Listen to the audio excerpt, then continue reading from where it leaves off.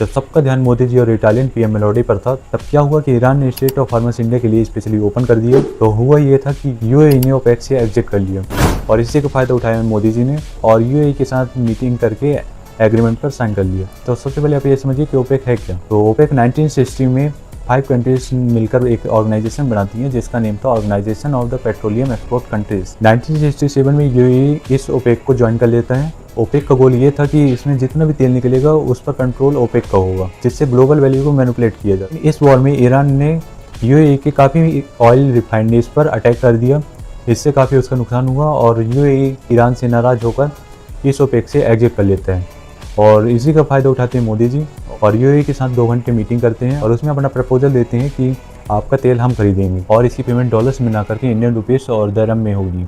ये सुनकर यूएई का इसमें इंटरेस्ट आ जाता है और क्योंकि इससे दरम की ग्लोबल वैल्यू इंक्रीज होगी और यूएई इंडिया को इनवाइट करता है और कहता है चलो एक एग्रीमेंट साइन करते हैं जिसमें इंडिया का एक्सपोर्ट 95 टैरिफ उसको हम रिमूव करते हैं और इंडिया से एक्सपोर्ट होने वाली चीज़ें आप यूएई में भी एक्सपोर्ट करिए, जैसे कि furniture, footwear, agriculture, medicine etcetera. तभी इंडिया ने प्रपोजल किया कि यूएई के इंपोर्टेड जगह पर सुरक्षा प्रदान करेंगे और ट्रेड डॉलर में न करके इंडियन रुपीस और दरम में करेंगे। देखा जाए तो ये इंडिया के फेवर में ही है। यूएई और इंडिया के बीच एग्रीमेंट साइन हो गया है।